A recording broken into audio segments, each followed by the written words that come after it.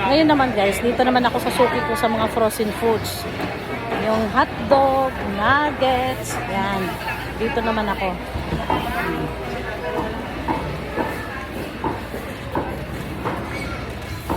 Ayan.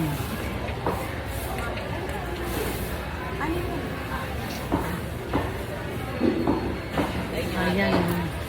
Pahingi ako ng, nasa na si Jun? Sa bahay, kakalis lang Hindi na pumuesto. Wala. Baka ako, pagpasko ko sa pasko Sa- na walang magulang namin. Di ba inuupahan na yan? Hindi. Hindi niya pinapaupa.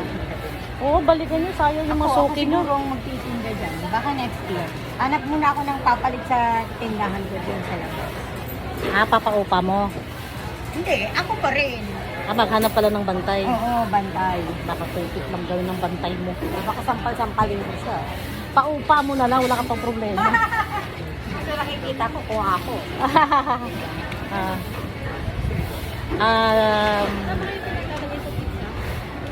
Um, hotdog na cocktail.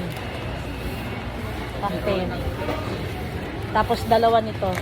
Dalawa. Gusto ko yung bago. Galing rep po. Tapos dalawa din ito yung malaki. Ayan. Tama din baunan. Ayun, yung may baunan.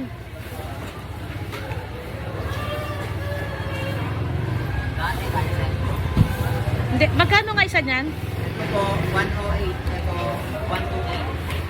128. 108. 20 difference. Sige. Tapos cocktail. Cocktail po. Hotdog. 1 kilo po.